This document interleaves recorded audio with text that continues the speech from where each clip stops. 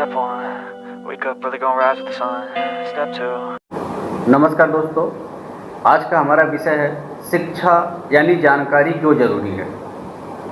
दोस्तों, जानकारी की वजह से इंसान किसी भी काम को बड़े आराम से, बड़े आसानी से कर सकता है और अपने तय मंजिल तक पहुंच सकता है।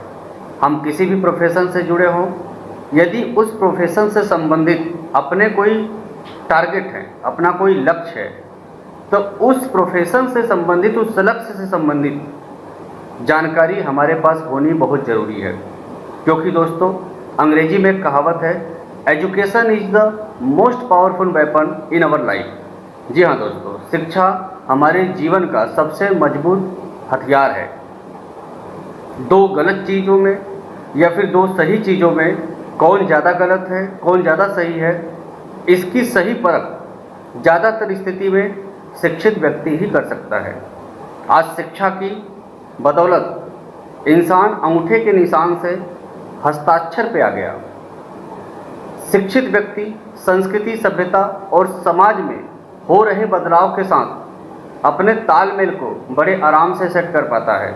यदि आप अपने जीवन में अपने लक्ष्य को हासिल करना चाहते हैं तो सबसे पहला काम कीजिए, उस लक्ष्य से संबंधित जितनी जानकारी आपके लिए ज़रूरी है उस जानकारी को हासिल करना शुरू कीजिए और आप अपने लक्ष्य को ध्यान में रखकर ही अपने काम को अंजाम देना शुरू कीजिए। क्योंकि दोस्तों, आज हम लोगों के पास किसी भी तरह की सुविधा की कमी नहीं है। हम लोगों के पास ऐसे ऐसे व्यवस्थाएं हैं जिसको हम कंप्यूटर कहते हैं, मोबाइल कहते हैं, जिसमें कंप्लीट जानकारी है।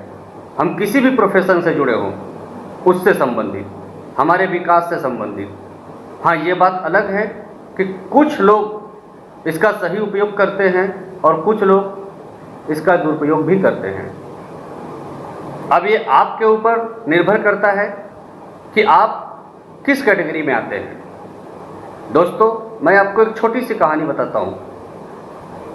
एक बार घोड़ों का रेस रखा गया जिसमें बहुत सारे घोड़े आए, लेकिन कईयों घोड़ों ने उस रेस में इसलिए दौड़ने का मन नहीं बनाया क्योंकि रेस की जो दौड़ की दूरी थी वो बहुत लंबी थी। लेकिन दो घोड़े तैयार हुए, दोनों ने दौड़ना शुरू किया।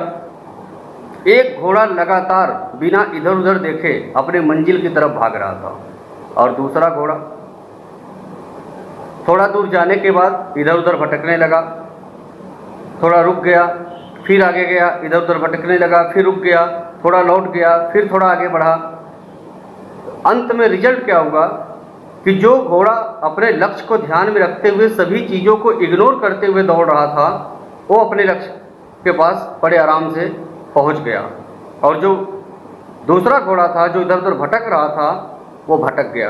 दोस्तों, ये कहानी हम लोगों के जीवन में भी लागू करती है क्योंकि हमारे मस्तिष्क में हमेशा दो घोड़े दौड़ते रहते हैं, एक सकारात्मक, दूसरा नकारात्मक। ये हमारे ऊपर निर्भर करता है कि हम किसकी बात ज़्यादा मानते हैं और किसके लिए हम तैयारी ज़्यादा करते हैं।